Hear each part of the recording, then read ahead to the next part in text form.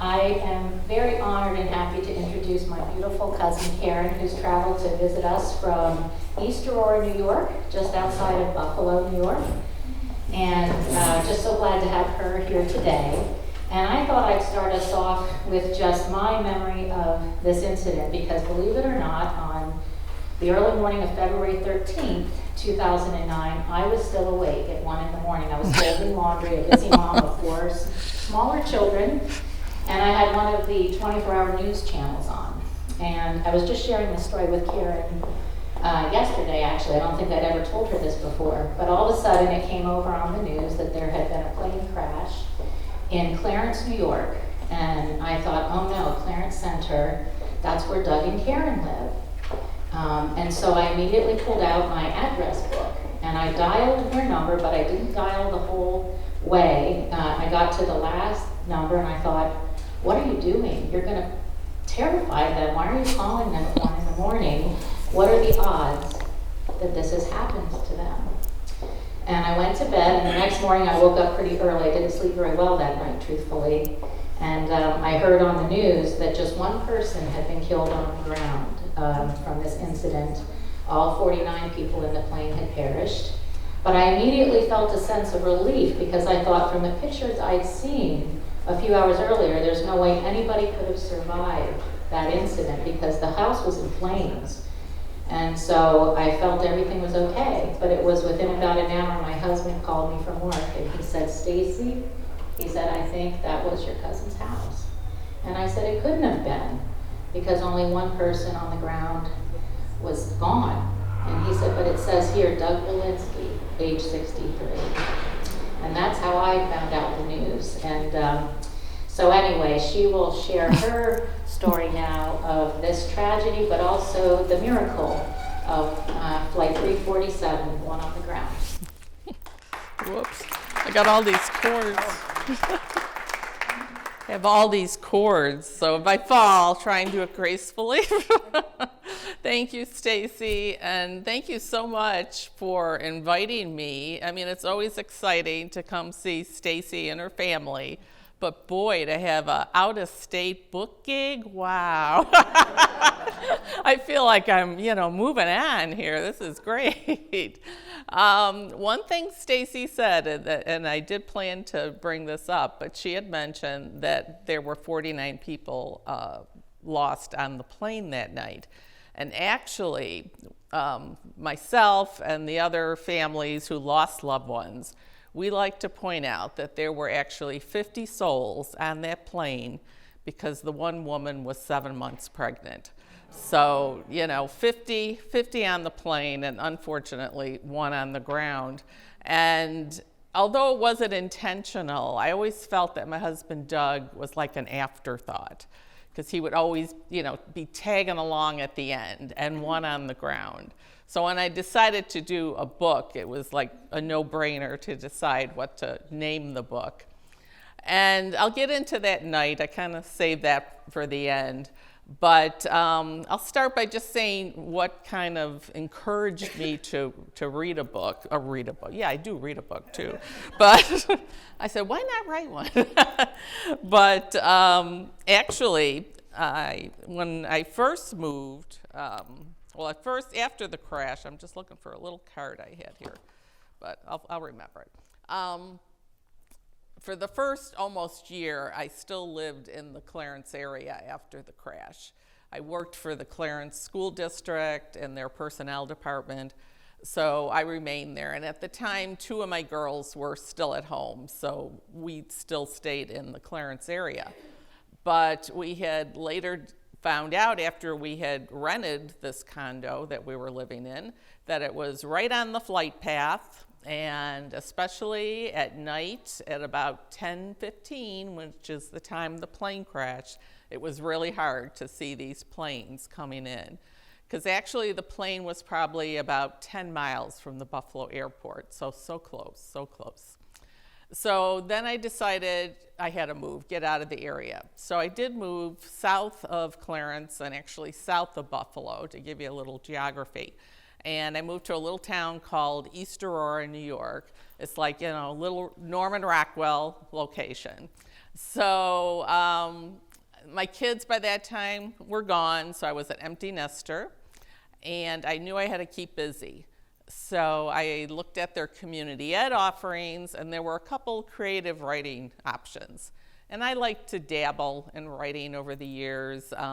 When my kids started to go to school, when we lived in the Cincinnati area, I was more than happy to volunteer to do publicity for the school. And I developed a newsletter, and I'd write little articles for the local paper. So I had a lot of fun with that.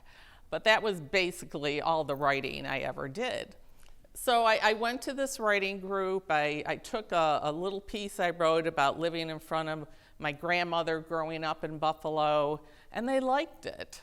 And it was that encouragement and some encouragement from some other people that made me think about writing a book, because I couldn't believe everything I was writing. All these stories, our mentor, or he doesn't like to be called teacher, but he would like suggest some prompt to write about. And like you think, what am I gonna write about?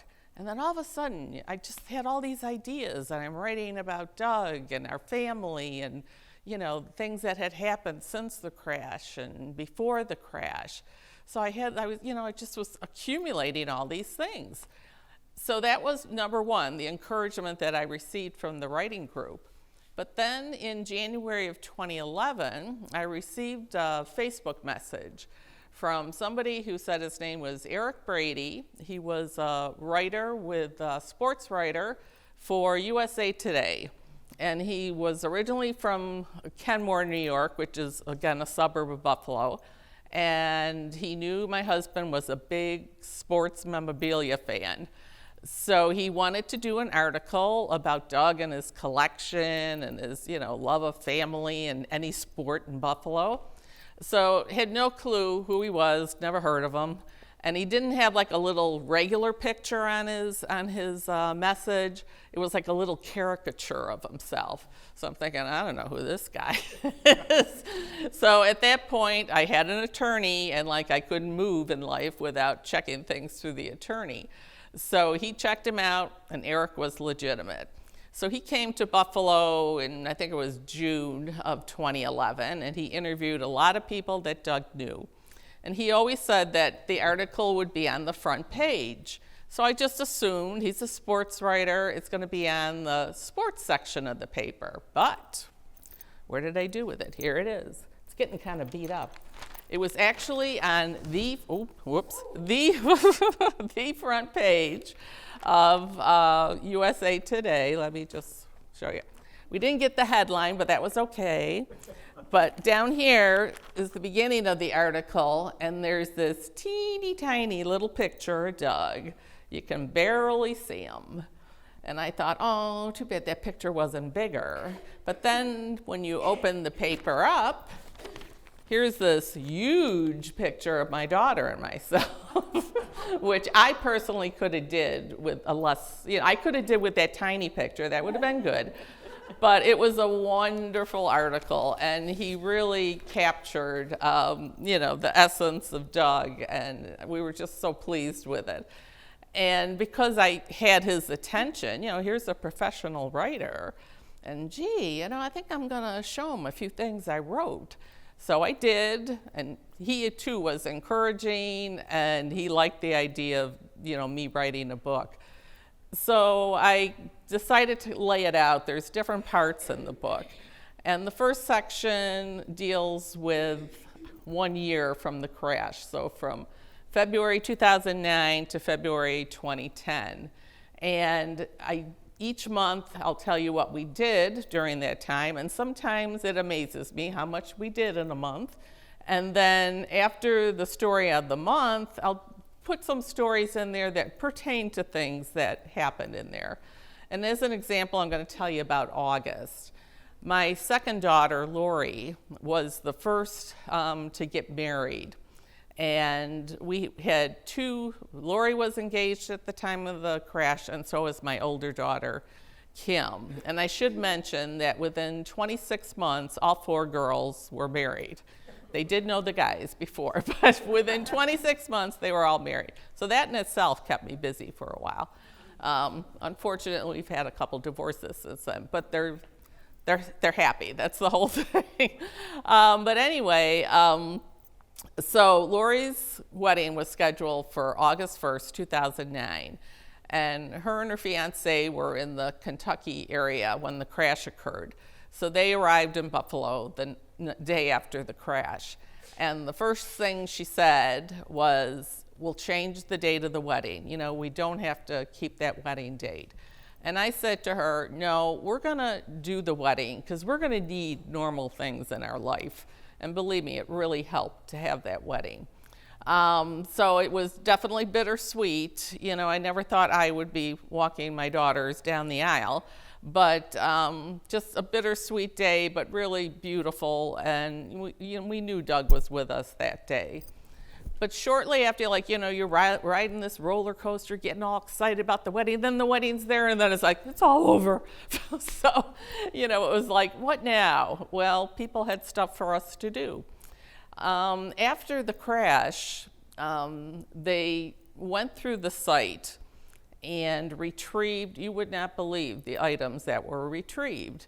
And someone had told one of the other family members that they collected over 40,000 items from the crash site. And unfortunately, most of those were ours. I always knew we had too much stuff. But I mean, when you see the pictures and the flames, it's like you just say to yourself, how could all those items survive? And a lot of it was paper, little pieces of paper. And they just collected everything. And I asked somebody once, like, you know, how can you like do that, you know, for a job? And he said, you know, we do it for the families because they felt you never know what's going to create a memory for someone. It could just be a little, you know, piece of paper, but it has meaning for that family. So they, you know, went through all this stuff. They dug, I forget how many feet down into the ground, and they took all that soil to a hangar in the airport, and they sifted through it again. And then everything they collected, and we also had a detached garage that wasn't touched. And we didn't have cars in it. It was like all the extra sports memorabilia that Doug had that was in the garage. Plus, I mean, you know, just, you know, childhood memories and things from my parents. Everything was in that garage because we had a little house. So they took everything that was collected and they shipped it down to Texas. And they sanitized and kind of categorized it. And at first, we could go online, and they would show us the items they believed were ours. And surprisingly, we could recognize just about everything. Then, where is it? I think we got, whoops, wait a minute, where is that? Oh, that's that one. I'm going to trip, I know. They sent us these catalogs. And I think we had about 7 or 8 of them, but there were individual pictures of every single item that they had found. You can look at it later. Just, you know, again, little pieces of paper. And like when it came to my husband's sports collection, I always say, you know, if he hadn't been killed in the crash, looking at his sports collection that he had saved since he was in 3rd grade, and collected, you know, since then, it probably would have killed him if he would have saw that. So it was so sad to see all that, too. So in August, getting back to August, they had sent our items back to us. And first of all, my daughter Kim and I, she was the only one still in the area, we went back to the airplane hangar, and it was a room, I would say, half this size. But each wall was just lined with boxes, maybe stacked 5, 6 high. And Kim and I had to go through every single box. And for the attorneys, we had to say where each item had been in the house.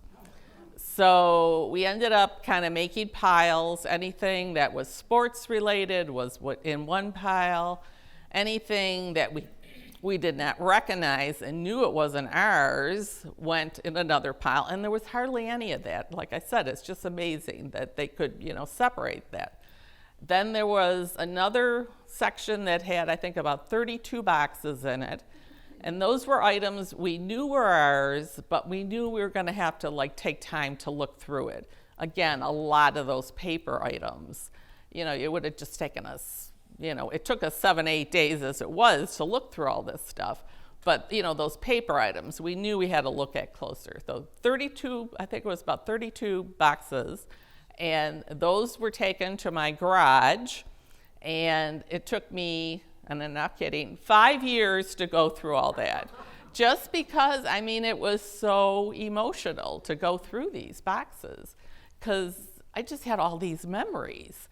And what else do we separate? Oh, the destroyed things that we knew were garbage, but we could not get rid of those until after the trial.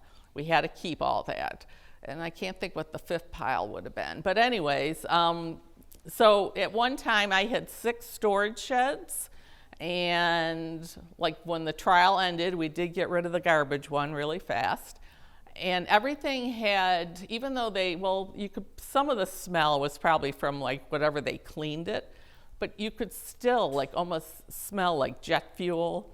And like the cleaning solution, every time I see like a dryer sheet, that's what it smells like. And then everything was in, the boxes, but little bags that had numbers on them. And then, we would have all this stuff inside. So that was in August, we had to do that.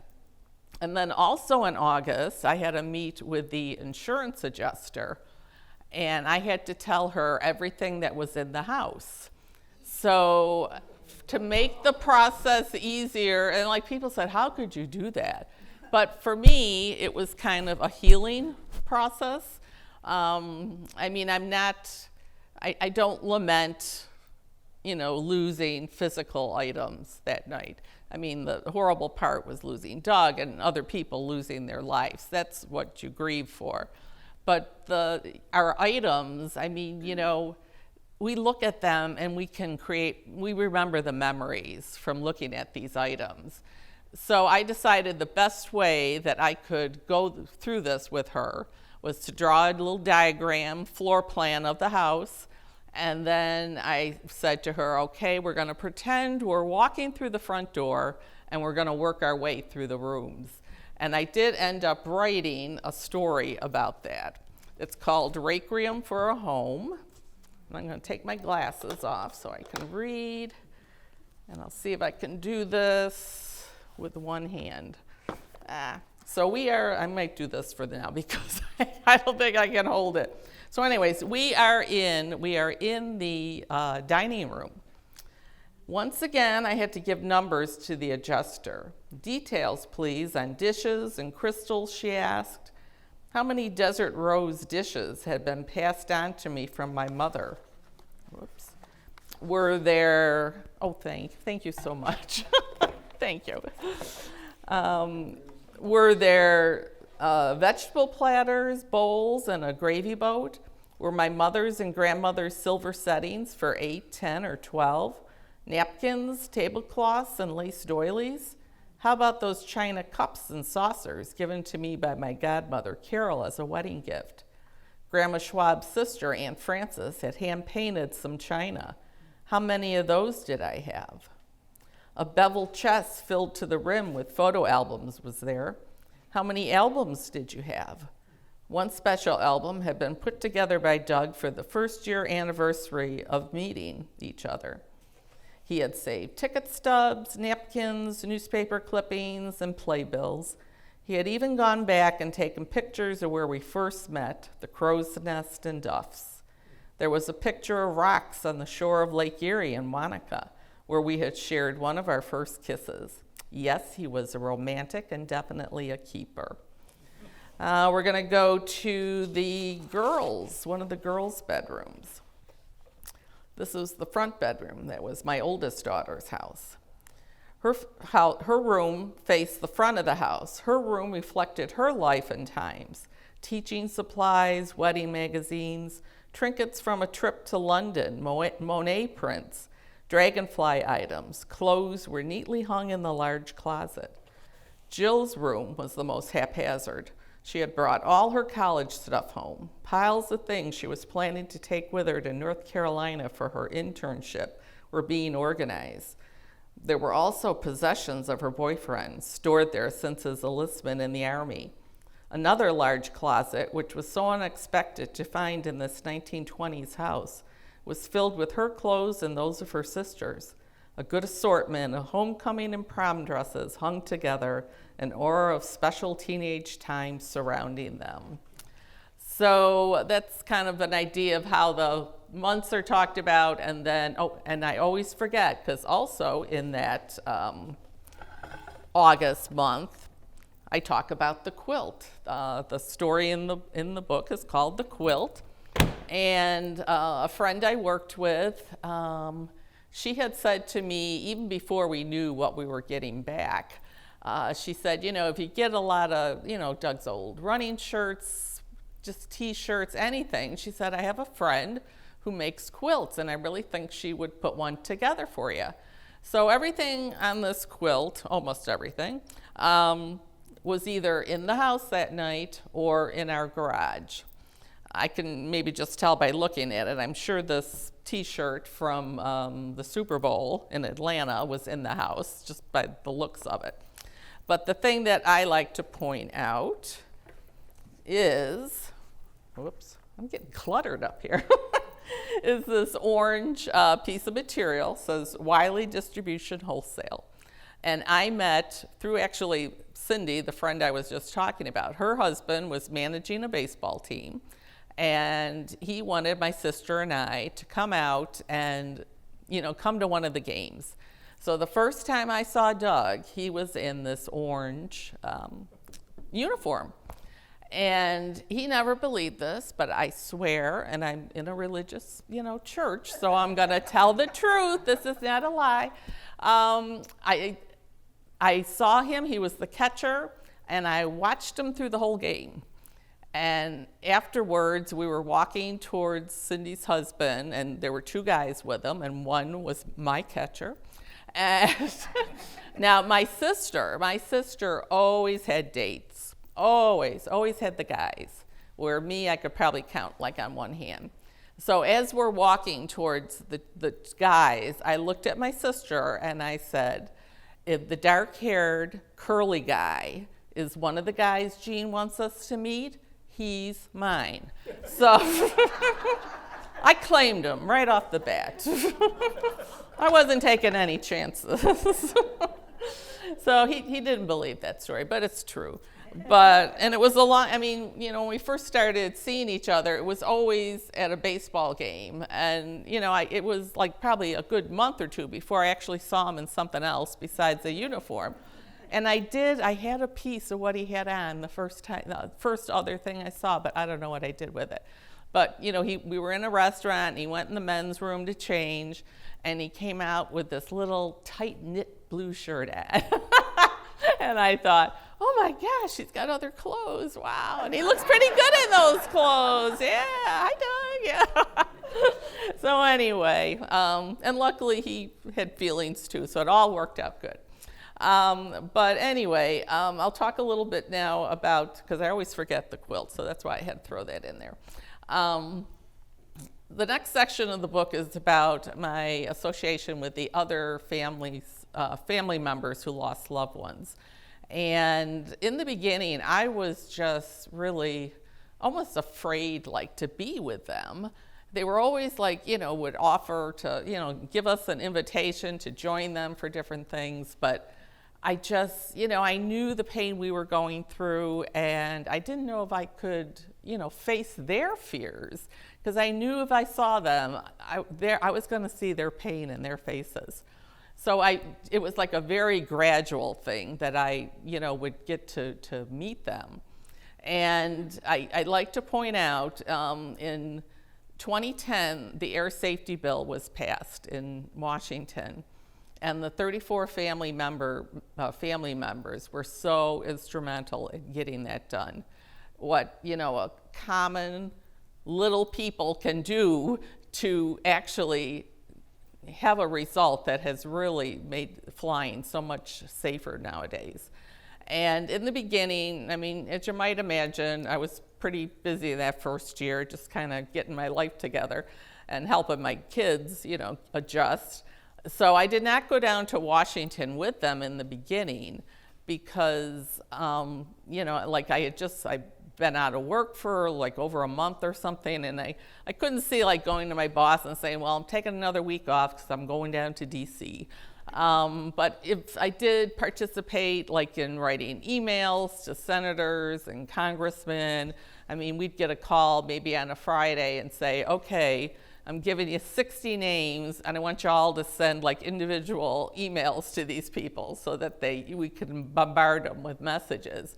So I supported them in that way.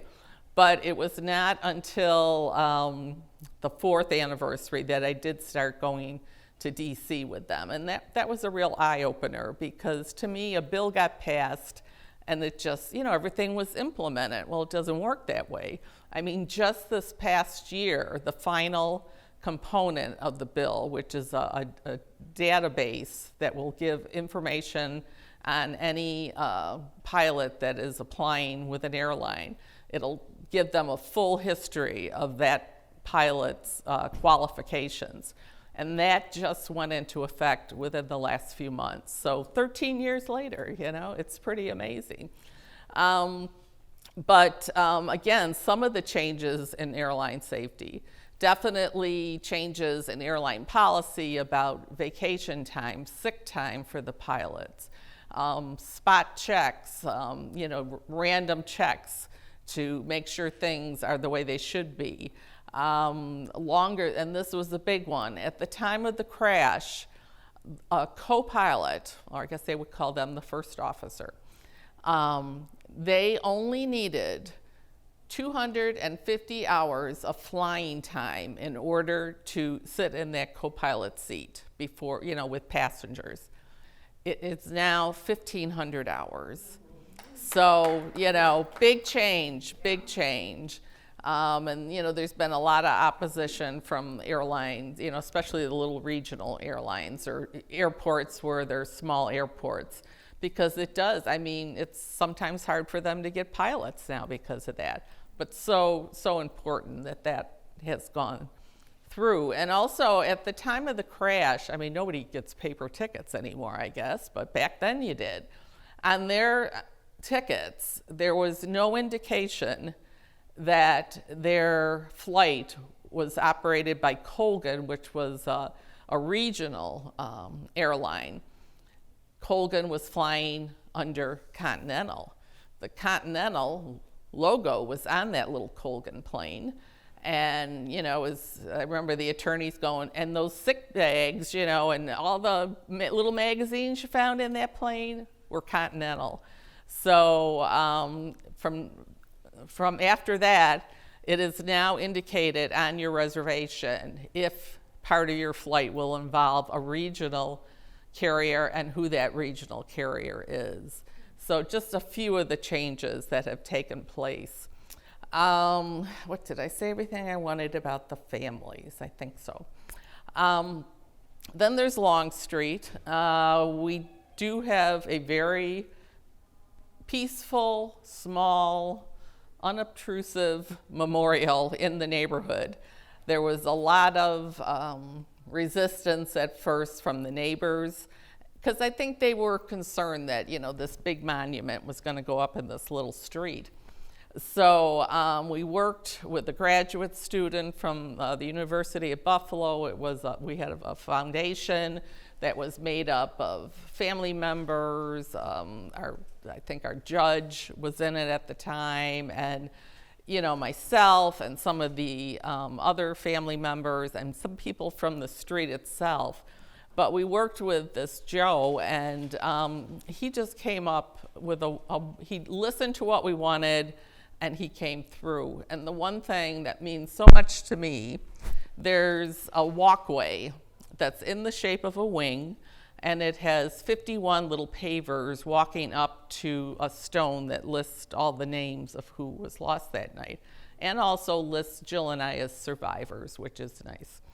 But as you're walking down that path, you'll see these indentations, and those indentations are actually the layout of our house, so that when I'm walking, I can say, yep, that was the living room, that was the dining room, and it just like means so much to me.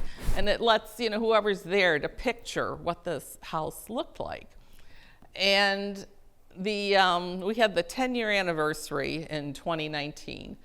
And a lot of media, talking to us. And I kept saying to the media people, I've kept in touch with a few of my immediate neighbors.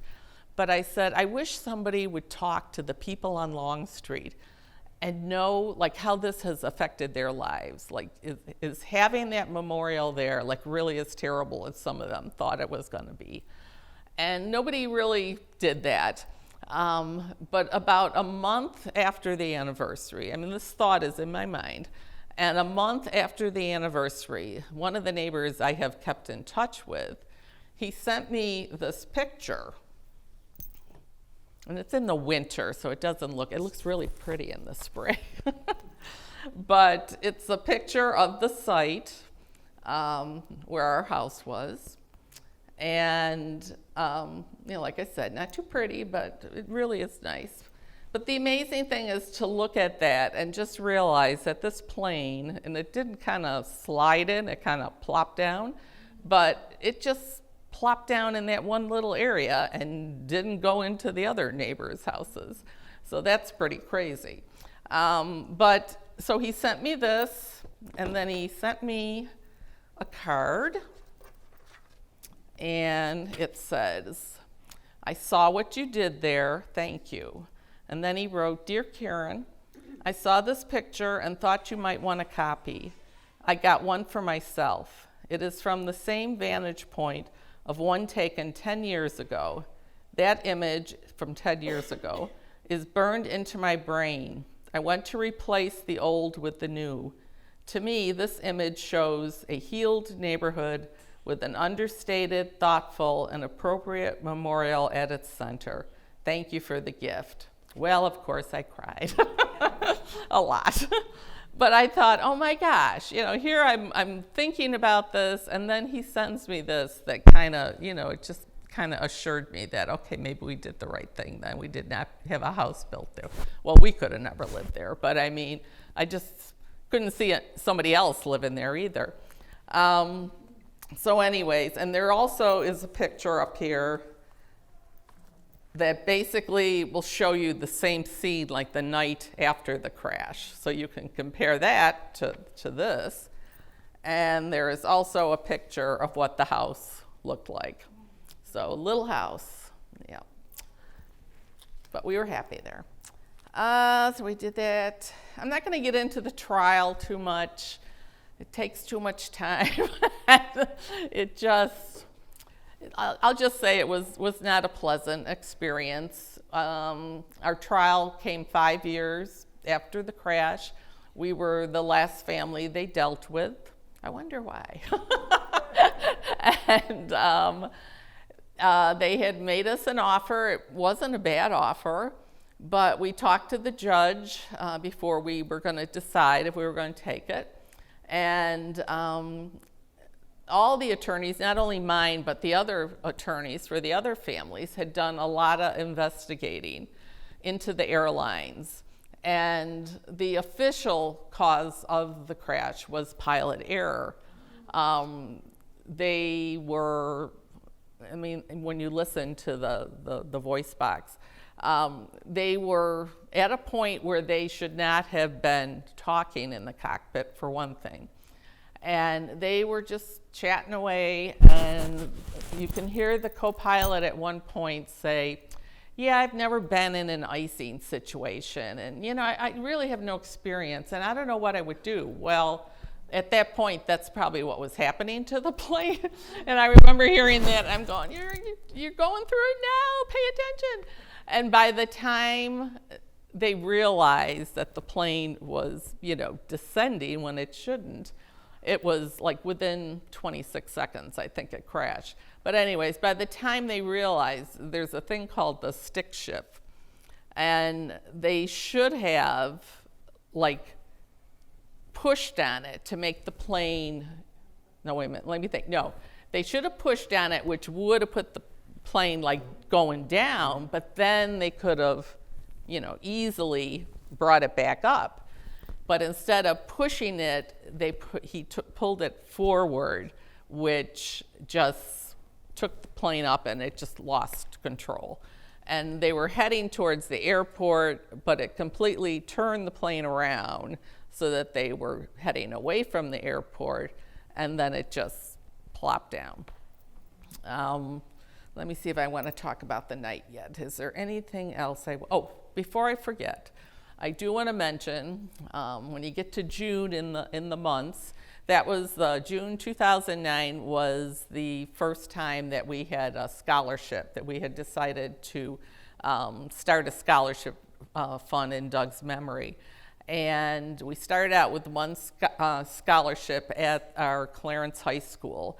The kids all went to high school there, and Doug used to go and talk to the kids about his experiences in Vietnam.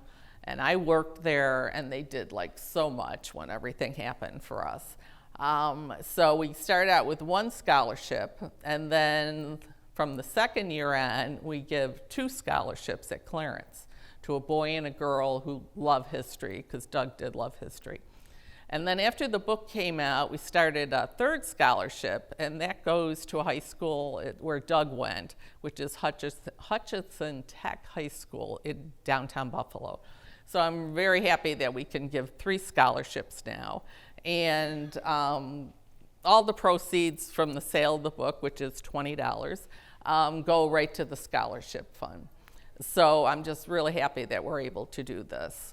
And I am working on a 2nd book. It's not really a follow-up to this, but it's called Pieces of My Puzzle. And all the people, places, and things that have kind of influenced me as I, have gone through my life journey.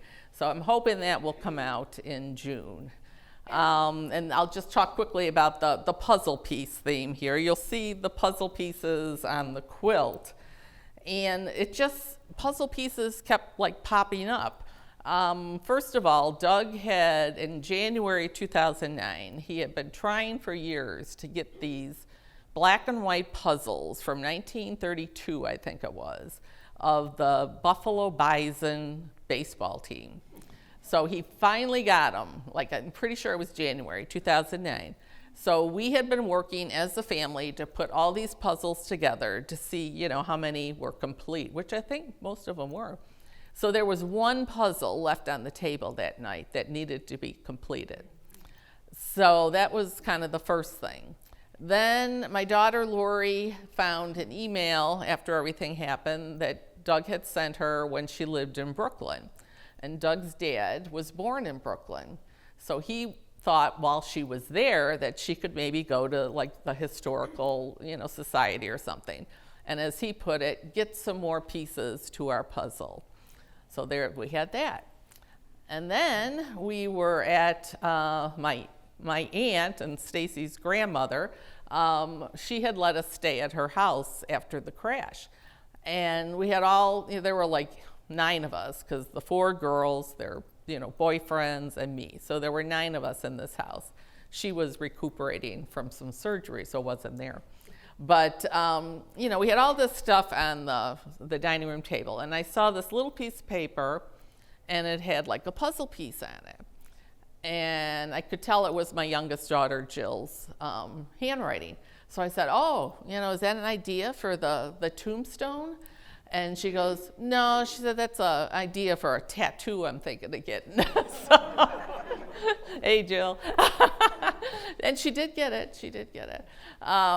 So just all these references to puzzle pieces. And then, unfortunately, I will stand here and say, my name is Karen, and I am a jigsaw puzzle addict. Which the pandemic had a lot to do with. But anyways, puzzle pieces important. So, okay, I think I'll get right to, because I don't know how I'm doing now. I'm doing okay on time, Stacy? Okay. And I knew there was something else I wanted to say about when I finally did go to D.C. with the family members. As I said, I just had this fear about being with them and, how would I react to their sorrow. And I found... it just popped up, I think, on Facebook one time. Let's see. A posting on Facebook offered some resolution to that question, like, can I, face these people? Can I be with them? It was an article that had appeared in the New York Times on December 25th, 2012, following the senseless murders in Newtown, Connecticut. And the writer, Maureen Dowd, asked, why God? And this Father O'Neill referred to lightening the darkness around the dying and those close to them. So Father O'Neill's words reminded me of my limited relationship with the 3407 families. And this is a quote from Father O'Neill. I have never found it easy to be with people who suffer, to enter into the chaos of others. Yet every time I have done so, it has been a gift to me, better than the wrapped and ribboned packages. I'm pulled out of myself to be love's presence to someone else, even as they are love's presence to me. I will never satisfactorily answer the question why, because no matter what response I give, it will always fall short. What I do know is that an unconditionally loving presence soothes broken hearts, binds up wounds, and renews us in life. This is a gift that we can all give, particularly to the suffering. When that gift is given, God's love is present. Those words encouraged me. Now I had an opportunity to console and be consoled. It was time for me to jump the hurdle of guilt. So that definitely helped me to have a more valid part in the lives of the 3407 families. Okay, that night, Thursday night, I did not have work that day because there was some icing issues in our area, so they closed the school. I think Doug had work, if I remember. The night before, Jill, our youngest daughter, and Doug had gone to a Buffalo Sabres game, which, Doug would get tickets from work sometimes, and he'd take, turns taking the different girls. So the night before, he and Jill had enjoyed a nice evening watching the Sabres. I can't remember if they won or lost. But anyways, so that night, now Doug did not watch TV that much. He was always doing something else. But that night, we were watching, and some of you might remember them, VHS tapes. Remember those? But anyways, we had taped American Idol.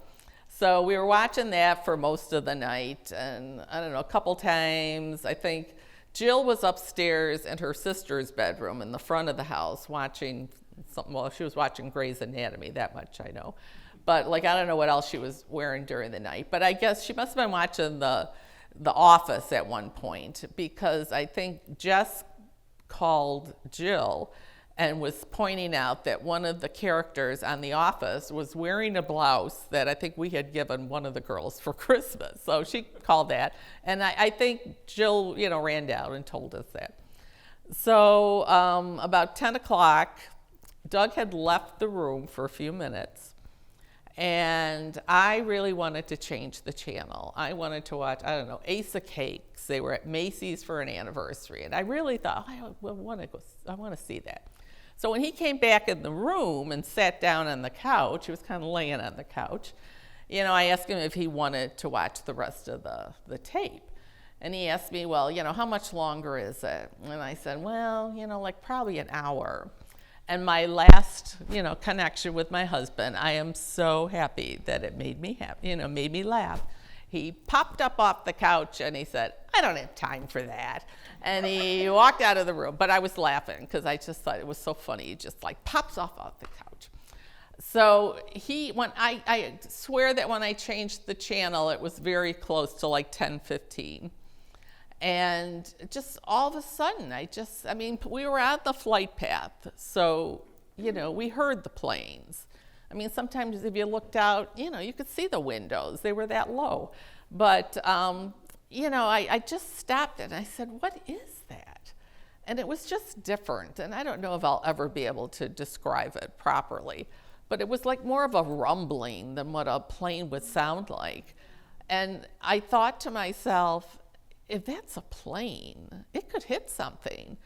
And no sooner did I think that than everything's fallen down around me. And it's like it fell on us, or, landed on us, crashed into us. And like after it happened, I was sitting on this little love seat. And I thought to myself, oh my gosh, am I dead or am I alive? I had to think a minute and like, wow, I don't know. And I wish I would have like taken in more of what I was seeing at that point. But I knew it wasn't good. So I looked up and there was a small like opening over my head. But there was something like over it. So I reached up and I tried to push whatever was up there off, and it didn't budge. So then I thought, okay, well, I'll yell because, maybe somebody will hear me. But I knew I couldn't stay there. I knew I had to get out of there. And I have high blood pressure, and, I thought to myself, well, obviously I guess you are alive, so, don't get too upset because, you'll have a heart attack and you'll die or have a stroke or something. So that thought, and also I had watched a 2020 program where they were talking about disasters and saying that oftentimes people die because they panic. So, okay, I'm thinking these two things.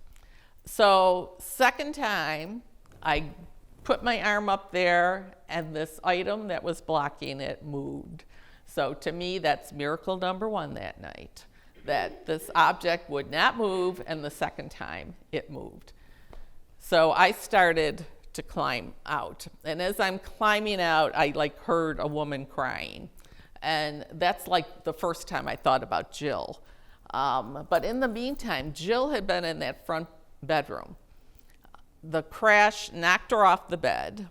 She saw flames at the front of the house immediately, so she knew she couldn't go out those windows.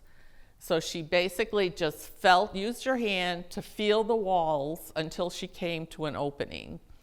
And it was days before I realized that she had to slide down to the ground, because I just thought the crash would just kind of lower the floor.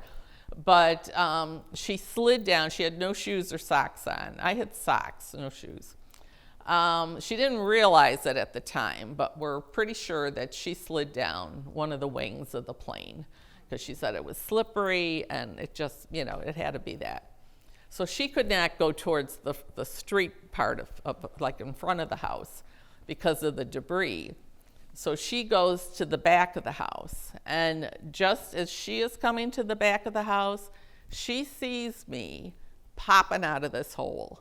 So to me, that's another miracle of the night, that she saw me and that we could connect so fast after this had happened.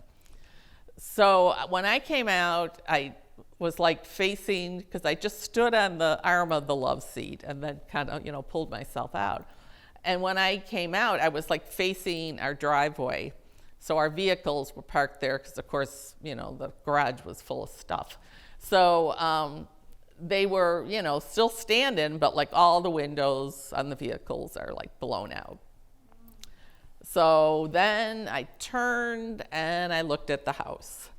And I don't know why I didn't scream and go crazy, to tell you the truth. Maybe because I knew Jill was there. So, you got to put that mother mode on, and you got to be strong for your kids, But I looked at the house and I just remember like shaking my head, and I couldn't believe it, because everything, all the walls were basically gone, except for I could still see the front like window wall a little bit.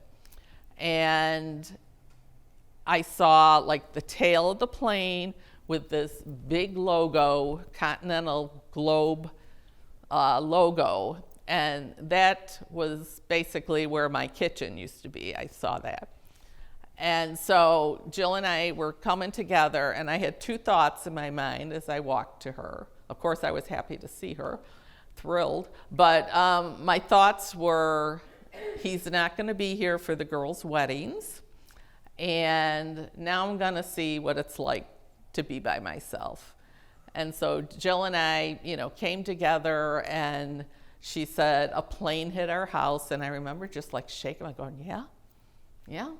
And, then she wanted to know where her dad was, and I said, I don't know. And for the time period when he left that room and before all this happened, I'm pretty positive that my thought is perhaps he went into that dining room to put that last piece in that puzzle, maybe, or he could have been in the front room where the cat was laying, the cat who he said he didn't like, but we know he really loved the cat. He could have been in there and was petting the cat. And unfortunately, the nose of the plane ended up right by those front windows. So knowing, where I thought he probably was, I think I just knew he was gone. I mean, there was just no way. Of course, there was no way we could survive too, but you never know. So anyways, and there was also like a big part of the plane itself where the passengers would have been. There was a big chunk of that still together at that point. But we didn't hear any. I mean, later, months later, one of the fathers who lost a daughter asked me if we had heard like people crying or anything. And I said, no, the only one I heard, was Jill. But then I went, what if we had heard people? I like to think maybe we would have, tried to help them, but you don't know. But anyways, Jill wanted to go towards the debris to look for her dad. And, I now know this is a pretty good sized plane. I see flames, I'm thinking gasoline, and I just grabbed her arm, and I was so afraid like something worse was gonna happen to her. So I just grabbed her arm and I said, we can't, we have to get out of here. And later on when they were talking about our injuries and they said Jill had bruises, I mean, she had some very slight cuts on her feet, but that was it. But she had bruises on her arm, and I'm convinced I gave her those bruises because I was just so scared. And I had a broken collarbone, although I didn't realize it at the time. So we just, ran from, we went behind the houses on our street, and then we got to like the first driveway, because my thought was just like, we got to find people we know, And Stacy was just talking about this last night. When we got to that driveway, Jill had collapsed, and somebody was doing like a video, and you can't see us, but you can hear me. And that's when I knew I wasn't as calm as what I thought. Because I'm yelling, it's our house. I don't know where my husband is. Somebody help my daughter. And it really was, it's chilling. But it used to be on YouTube, and it used to be on, I think, CBS News, but I don't think it's on anymore. But, it's a chilling thing.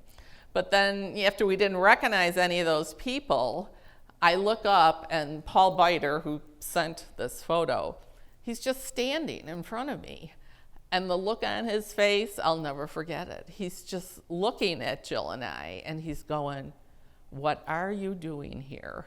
He could, because he's looking at this inferno across the street, and then we're standing there. They claim there were like at least two explosions after the plane crashed. Well, there was like no flames where Jill and I were originally. So any explosions probably happened when we left. And like during the trial, it was, they were trying to like say how much time there was between when the crash happened and when Jill and I actually got to the neighbors.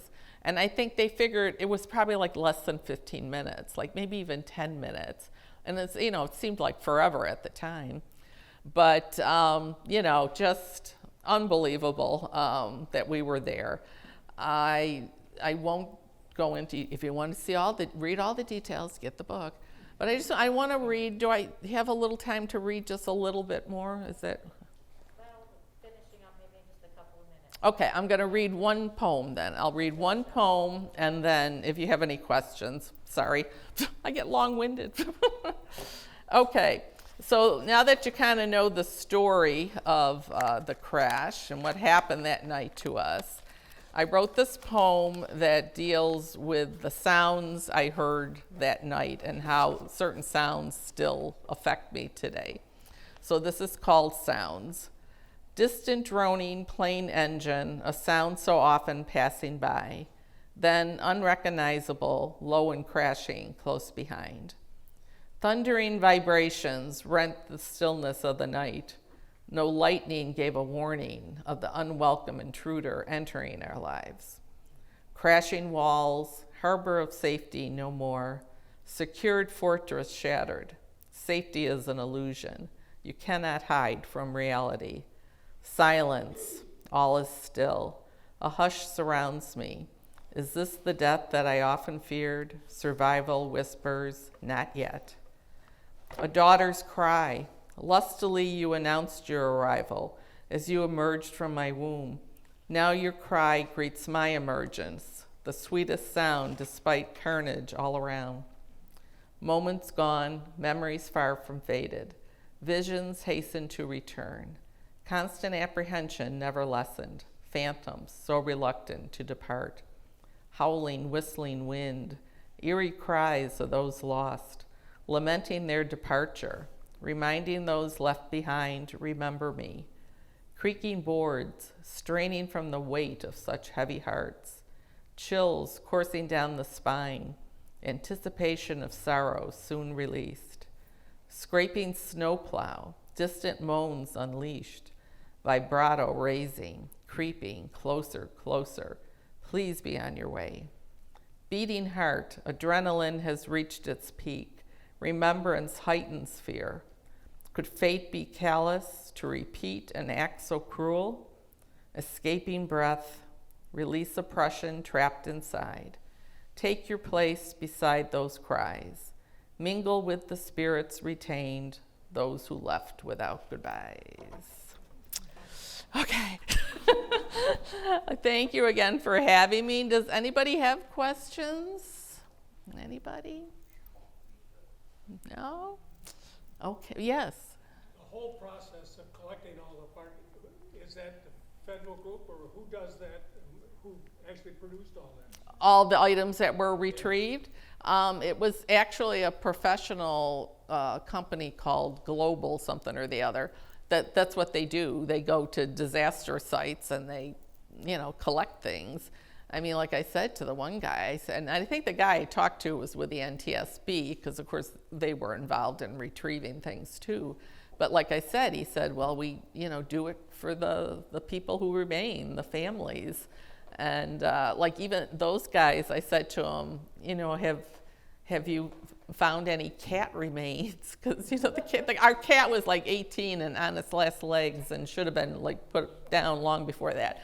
But anyways, and he said, no, he said, but we'll keep an eye out for it. And they did find those cat remains, and they're still in I still have the ashes because I was going to take them to our old house and I never did it. So they're still in my closet. So Spots is still with us also. Any other questions? Well, thanks again for having me. I really appreciate it. Thank you.